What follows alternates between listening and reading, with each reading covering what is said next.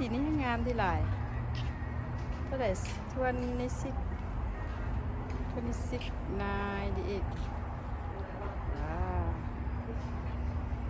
งามคักยูโรให้งามอันนี้ยูโฮมดิโก้บ่หลายเท่าโลยูโรหลาย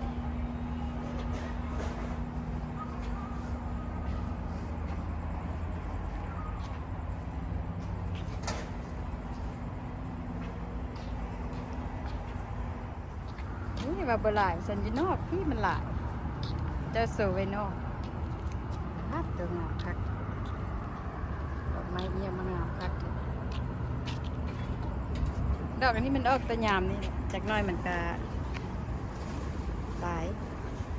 มันหนาวแล้วมันก็ตาย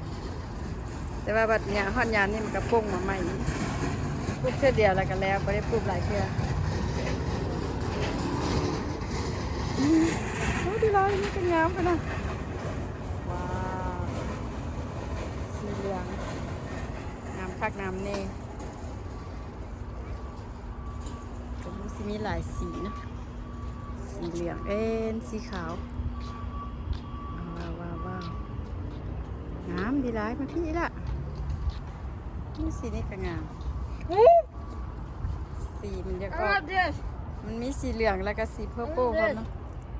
ว้าวงามเลยโอ้ดี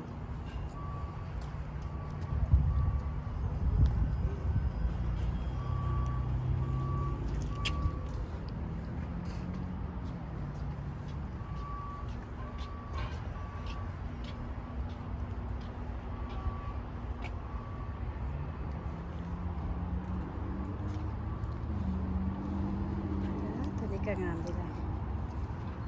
งามคักแค่ดีเลยได้ไปไว้ตั้งไว้บ้านเนาะ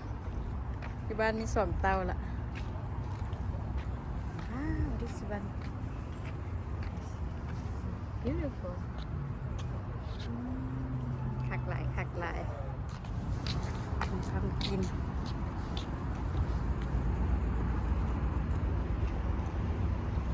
หน่วยนึงเท่าไหร่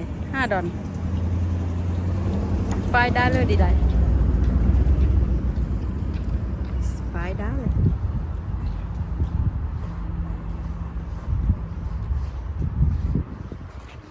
สีเหลืองก็มีสีส้มก็มี